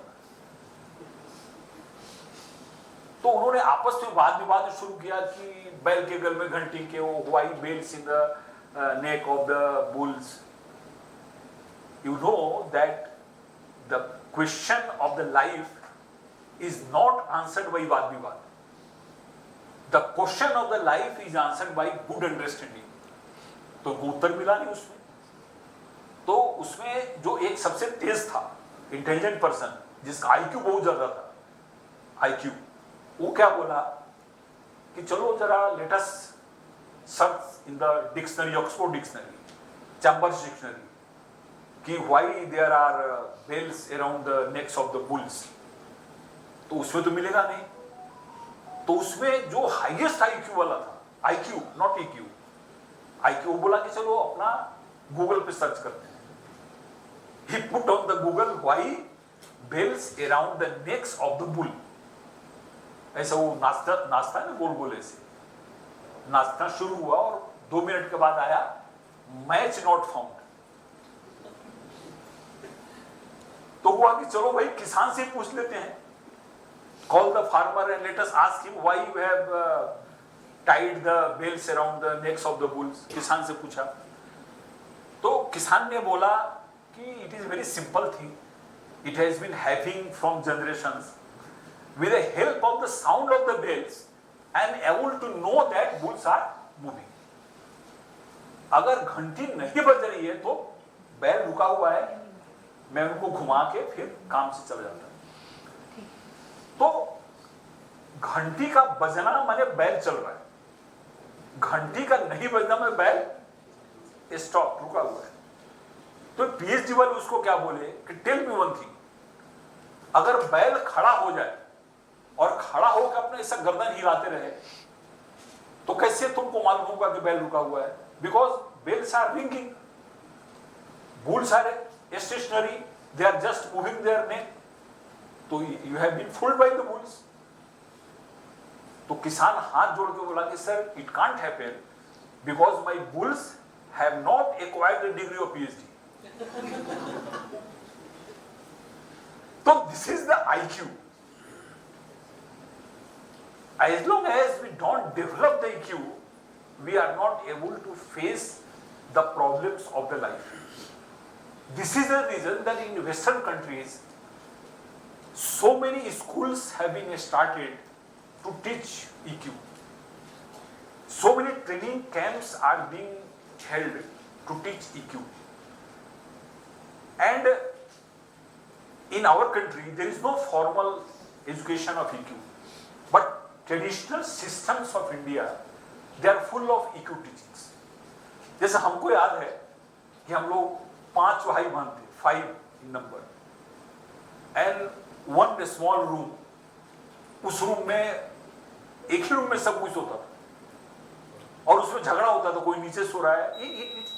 It happened with most of the people. Now since family has become nuclear, we are living in flats, living in cities. But in older time, and आज भी अपने को ऐसा लगता है कि अगर कोई आ जाए, if somebody comes, then we don't find to share the room with him. आज के जो children हैं, they don't share rooms with us. हमारे भी children share नहीं करते, because they have been groomed in such a situation that they have developed a different kind of mind. हमको याद है कि हम लोग सब कोई खाना मोस्टली एक ही थाली में खाते थे. When you eat together, you will find that emotional aspect increases. Again, अपनी दादी होती थी, नानी होती थी, जो किस्सा कहानी सुनाती थी अपने को. And invariably we go to the place of nani during summer vacation. You will find one very beautiful thing in Indian tradition. हमारे यहाँ चाची है वर्ड. चाची किसको बोलते हैं? Who is called चाची? चाचा के वाइफ को बोलते हैं. काकी किसको बोलते हैं? काकी भी एक वर्ड है. बुआ किसको बोलते हैं? पापा की बहन को बोलते हैं. फुआ बुआ भी बोलते हैं. मौसी किसको बोलते हैं? माँ की बहन को बोलते हैं. अच्छा बताइए, एक काकी, चाची, मामी, फुआ, इसके अंग्रेजी में क्या कितना वर्ड है? आंटी है. There is only one word auntie in English. हमारे यहाँ अलग अलग क्यों वर्ड रखा गया? Because we know the relation. We have given importance to the relation, every relation. दुनिया का कोई भी ऐसा लैंग्वेज नहीं जिस लैंग्वेज में इतने वर्ड्स हैं किसी रिलेशंस के। यहाँ पे फूफा है, यहाँ पे मामा है, मामा का ले लीजिए, अंकल, अंकल के बाद क्या है, एक ही अंकल, उसको अच्छा कंफ्यूजन हो जाता है। कोई बोलता है मेरा ब्रदर इन लॉ है, अब कैसे पूछे ब्रदर इन लॉ मैंने वाइफ वाला है कि अपने बहन वाला है। हमारे यहाँ अलग है, बहनोई, बहनोई कह दिया तो बहन क्लासमेट है, साला बोल दिया तो नो कंफ्यूजन, साला is always brother of wife. तो every relation has been given one word, and this is the traditional example of EQ, emotional quotient और इमोशनल इंटेलिजेंस। हम जब सबसे इंटरैक्ट करते हैं, अब ठीक है वो सारी चीजें तो सेटअप नहीं हो सकती हैं, बिकॉज सोसाइटी है changed, things have moved away, circumstances have changed, setup है चेंज्ड, तो we can't go to that. लेकिन क्या करना है अपने को, we can train our children, we can train ourself in emotional intelligence. अब ये जो हमने आपको पहले बताया है कि 90s में दो इंपॉर्टेंट कंसेप्ट आए थे, एक न्यूरो प्लास्टिसिटी ऑफ ब्रेन का कंसेप्ट आया था कि हमारा ब्रेन चेंज हो सकता है थ्रू ट्रेनिंग। उसके पहले नहीं मानते थे कि हमारा ब्रेन चेंज होगा, लेकिन इंडियन ट्रेडिशन में फॉर थाउजेंड्स ऑफ इयर्स हम इस बात को मानते थे कि अच्छा बुरा हो सकता है, बुरा अच्छा हो सकता है। हमारे ट्रेडिशन में there are thousands of examples when bad persons have become good and good persons have become bad. There is a concept of triguna in Indian tradition. What is triguna? Sattva, rajas and tamas. Sattva is purity. The second is rajas. Rajas is activity and tamas is inertia. According to Indian tradition, every person has all these three. Even a saint, even the most evolved person, even a most noble person has tamas also in his personality. But that tamas is in a subdued manner. मैं police में था, I have seen very notorious criminals doing so many social services also. आपने बहुत सारे डकैत का नाम सुना होगा, किसी बेटी की शादी करा दिया तो किसी को हॉस्पिटल में भेज दिया। वो वीरप्पन जो था, he was very popular amongst tribal people where he was operating. तो मेरा क्या बोलना है कि if a noble person has bad element in him, tamas, or even a good person, a bad person has sattva in himself, purity in himself. The only thing is dominance. It is a dynamic thing. You can become good from worse and worse from good also. It is both. If you can evolve, you can devolve also. अगर आप छत पर चढ़ सकते हो, छत से नीचे जा सकते हो। तो अपने है क्या है कि we have to convert tamas into rajas, and again we have to convert rajas into sattva. This is the, and उसका अपने यहाँ different methods are prescribed for that. What is method? Because what I am telling about Western concept of emotional intelligence has been in our tradition for a long time. If you read Lord Buddha, I think Buddhism and the teachings of Lord Buddha is one of the most important component of emotional intelligence. Lord Buddha always tells that remain in the present, as we have talked earlier, remain in the present. I think have anybody of you attended Vipassana class? There is, madam has attended, madam. See, if you get time, attend one at least. It is of 12 days or 13 days. It is very long, but in Maharashtra, even the government servants are allowed, they are given legal leave to go and attend the Vipassana classes. If you attend one Vipassana class, your entire life will be changed. You will become emotionally intelligent. There are 12 days courses in which first you watch your body, you watch your breath, you watch your thoughts, you watch your emotions, you watch others, you watch the world. And you will feel that you have come as a transformed person. Because when you know yourself, then you are able to tackle the problems of the life in a very effectively. And emotional intelligence is like that. Now, Lord Buddha's teachings are incorporated into 3 books. That is called Tripitaka. And there is one portion of that is Dhampad. You must have heard the name Dhampad. Dhampad is totally on the mind. Kitna time? Ho gaya? Achha, I will finish within 2 minutes. We need to take some question answers also. हाँ, 2 minutes. So Dhampad, it is its English translation is also available. You just go through it, and towards the end of my lecture, I will recommend 2-3 books more. If you find time, I think those books are very changing books, transformative books. So if you read Dhampad, in Dhampad, Lord Buddha has given simple techniques how to control your mind and how to enhance your, because this emotional intelligence world is a modern world, but they are using the word Anand every time, bliss. Because if you are Anand, if you are in happiness, then your emotional intelligence is very good. If your mood is very foul, if you are in bad mood, in fear, in anger, in frustration, it means that emotionally you are very weak. Then you just go, and I will recommend one book I have recommended, Emotional Intelligence by Daniel Goleman. Must read it. Keep with yourself when you are traveling, get time.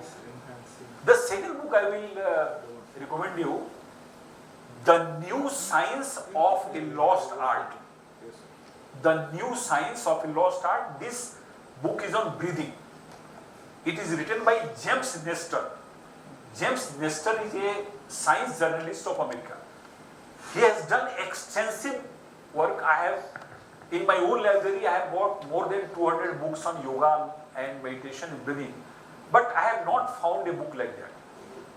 Totally researched and how you will breathe and what are the different aspects of breathing from Western, from Eastern, from Buddhism, from China. And he has given very beautiful thing. He was himself suffering from some severe problem, and how through breathing he came out of that problem. Just go to that book, it is available in the market, The New Science of Lost Art. The next very important book is Oxygen Advantage. It is a book by Patrick McNall. Patrick McNall is a coach who trains Olympic sportsmen. In that book, he has written how you can utilize oxygen, how you can breathe. Very important. The next book is Science of Breath. It is by Swami Rama. I think we have got one ashram also here. Swami Rama had gone to Huntsville, America, and lots of medical experiments were conducted upon him. And if you go to net, you will find that he used to show lots of miraculous feats of breathing. So that book about breathing, how to breathe. And I have written one book, Mind Management. All these things are in that book. That book is also available in Flipkart or Amazon. How to manage our mind, how to manage the mind through our behavior, through our somatic experiences. So these are the books which I recommend, and it is my experience that if you just read those books, you will find yourself a transformed man. So thank you. I think my time is over. Thank you for listening to me, and we can have some question answers instead. Thank you, sir. Thank you for that. Very extensively you have told us many ways how to handle the stress and the emotional quotient as well. Any questions from the audience? So one quote reminds me before any questions come up is when we looked into most of these emotional gullible moments versus emotional exhausting moments like what Dr. Mantri, Dr. Nupur, Dr. Parul, Dr. Vinita, or to some extent even Dr. Pooja, Dr. Pratyush and Dr. Raghav has in common is, I commonly remember one is the Chinese bamboo tree. The Chinese bamboo tree, it remains underground for 4 years, and it's only in the 5th year that it reaches 90 feet in 6 weeks. So I think that story tells us a lot of things about the patience, the potential, the human potential. What we need to know is first 4 years it just keeps to grow itself, take all the materials, grow underneath. And it's only in the 5th year or 6th year that it grows as tall as 90 feet in just 6 weeks. I think that has to be kept in mind, and that is how we realize the human potential. A lot of things keep coming to us. I think perseverance is the key to most of the problems which we are facing. We have to keep on making efforts. Already I have told that in order to become rich, you have to make efforts. In order to be a beggar, no efforts is needed. In order to be healthy, you have to make efforts. In order to be a person ill, you have not to make any efforts. So these efforts should continue, and long term and short term. Short term, you can do breathing, ear massage, EMDR. Long term, you make your brain muscle strong, and if the tree is very strong, even a storm will not do anything. So Dr. Upadhyay, thank you so much. For me, I think the part that you underlined about self-awareness, that is the start to the emotional, developing our emotional quotient. So I think we are all so busy, running around. We don't take enough time to just be with our own self and our own thoughts. So to recognize our emotions, to spend time with ourselves and understand what we are going through, I think that is the first step that you very nicely pointed out. Self-awareness is the first step in the journey to developing our emotional intelligence. Actually, I have been a policeman, madam, for 34 years, and most of the time I have spent in the field. I was police commissioner for 4 years, I was SP for 10 years, and I told I was joint CP traffic in Mumbai, no traffic out. If there is a resolve, there is a way. If we take out only 10 minutes, 5 minutes, that is sufficient. Even 5 minutes practice of self-awareness will change your life. I give example of Nehru. He was the first Prime Minister of India. He has to build India. You may know the enormous task he was facing. But he has written 2 classical books, Glimpses of World History and Discovery of India, which are classics, and they are taught in Harvard and Oxford University. Atal Bihari Vajpayee was Prime Minister of India. He used to write poems. There are so many persons. Or Mr. Churchill, Prime Minister of England during that time, World War time. And if you see his lectures and writings, Dr. Babasaheb Ambedkar, he wrote the Constitution. Read his books, Buddha and Dhamma, who were Sudras, Buddha or Marx, leaders in Hinduism. And Government of India has published his writings and his speeches in so many volumes. So I am just telling that if such busy persons can take out time to write, compose poems and reflect, we can also. So we have to take out the time. If you want to improve ourselves, live a blissful life, live a life full of enjoyment, we have to take 10 minutes, 21 times to improve ourselves and reflect upon that. And we can do it. That's not very different. Okay. Any other questions before we wrap it up? Yes. Yes. Quickly. Sir. ये छोटे थे सब तो मेरे चाचा जो हैं वो लाए थे तो डिफेंस इंस्टीट्यूट ऑफ फिजियोलॉजी में साइंटिस्ट थे जी तो खाली उन्होंने हमको ये बता दिया था कि लंच के बाद जो है लंच के बाद 2 मिनट आप जस्ट मतलब लाई डाउन हो जाइए और उसके बाद फिर अगले 6 घंटे के लिए आप मतलब रिफ्रेश हो जाएंगे तो सर इसमें कुछ 2 मिनट भी कर सकता है। देखिए उसमें ऐसा है कि जैसे हम जब खाना खाते हैं, when we take food, the blood from other parts of the body start coming to the stomach because stomach starts digesting the food. तो it is human physiology कि जहाँ पे ज़्यादा काम होगा बॉडी में वहाँ पे ब्लड प्रेशर ब्लड ज़्यादा जाएगा। जैसे अगर मैंने अपने हाथ को ऐसे कर दिया, ये लाल हो जाता है बिकॉज ब्रेन को ऐसा लगा कि यहाँ पे कुछ डेंजर आ गया यहाँ पे, तो यहाँ पे ब्लड ज़्यादा जाता है। तो क्या होता है कि the blood from other parts of the body come to the stomach. तो अगर हम लाई डाउन हो जाएंगे तो ब्लड वहाँ पे रहेगा। अगर हम चलना शुरू कर देंगे तो पैर को प्रेशर आएगा तो ब्लड हमारा स्टमक से पैर में चला जाएगा, तो डाइजेशन अच्छा नहीं होगा। इसलिए it is better to rest for 5 minutes, 6 minutes after food and then you can walk.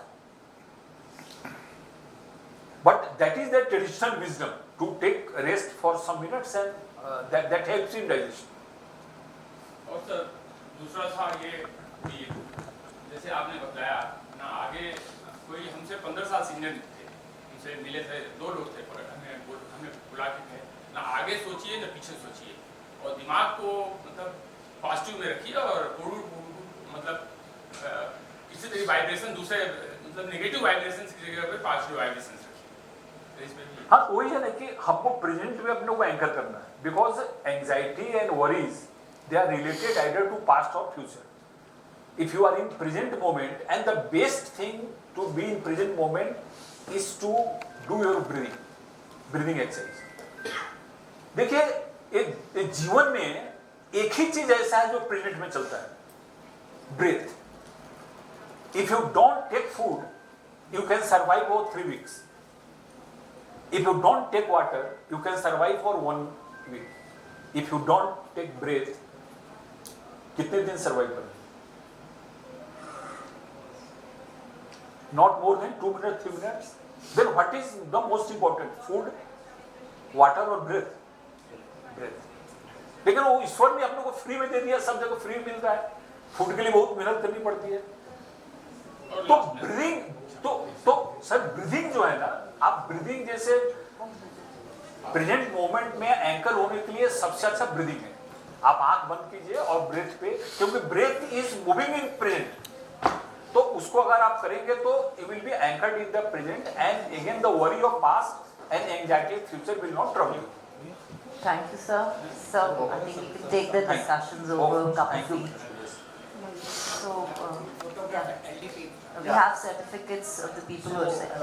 Thank you very much, Upadhyaya. Thank you, That was really a great learning. So we conclude the session 2 on emotional intelligence. Thank you all the LDPNs for making it today.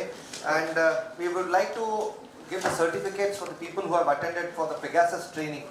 Do we have Dr. Ganganakurti Kumar, please?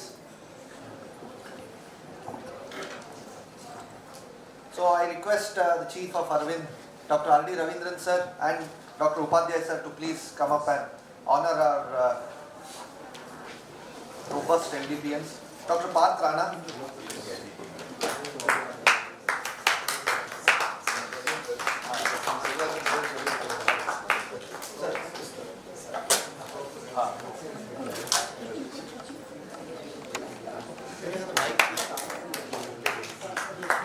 Dr. Nupur Goyal.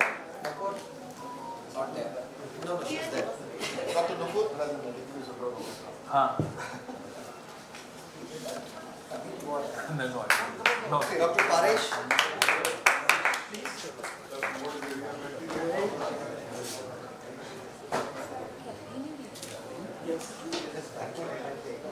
Dr. Paresh. Come on, let's have some. Dr. Pooja Bang. Yes. Dr. Tanveer Ahmad.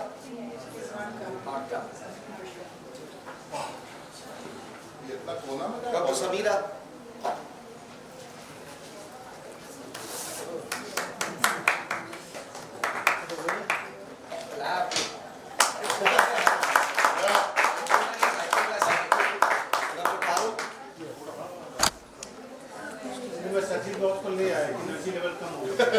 Dr. Sabyasachi.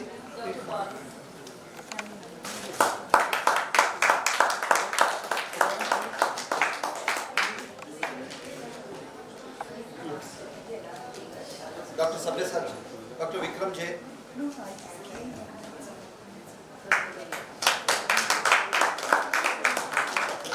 Guru. Dr. Vikram J.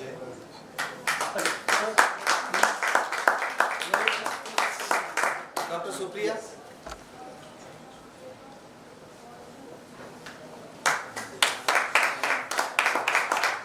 Dr. Raghav.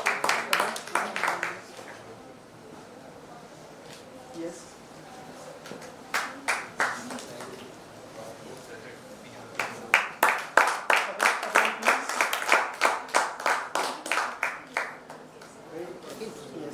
Yes. appreciate ARC member from North, Dr. Tinku Bali.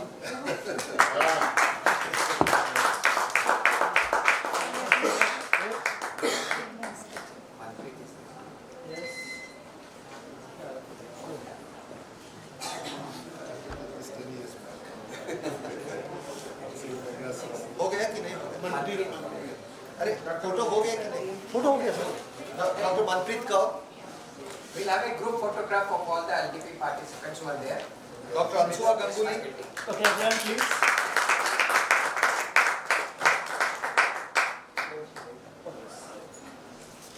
Dr. Ansuha Ganguly. Anuswa, not there. I think she has gone. Dr. Aarti. Aarti is not there. Dr. Twinkie Bhutia. Twinkie. Dr. Anurag Kashyap. Not there. Dr. Karti Ayini. Dr. Mahip Bansal. Dr. Sandhya Makhija is not there. Dr. Gaurav Sharma. Dr. Manish Tandon. राज तो वहाँ नागा के साथ अभी lobby में. Dr. Himani Chatterjee. Himani is there? Dr. Himani. Sir, please.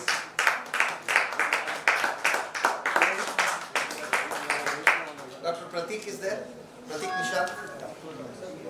Dr. Rajeshri.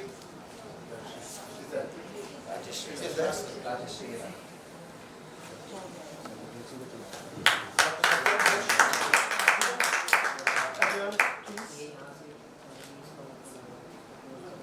Yes. Satyam Ghosh is not there. Dr. Vinod. Not there. Dr. Smita Mehra. Dr. Omar Rashid.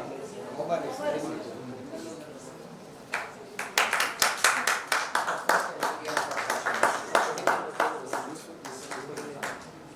Sir, please. Dr. Devi Priya. Wait. Yes. Dr. Namrata Kabra. Okay, please. Everyone. Yes. Dr. Rajvinder Kaur. She was there. Dr. Ashwini Behra. Ashwini is not there. Dr. Pratyush. Pratyush. Dr. Suparna.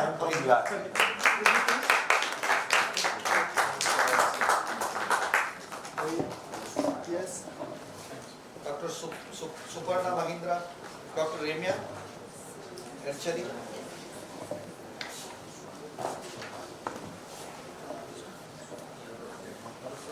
Everyone, please. Yes.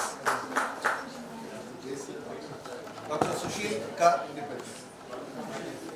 Dr. Abhishek Kumar.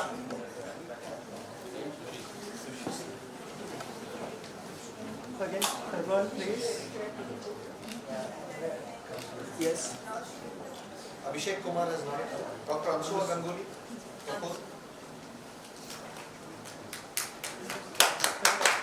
Everyone, please. Yes. Dr. Mahesh Babu. And Dr. Manish Tandon. Thank you very much. Thank you so much. एक minute इसको बंद करना है.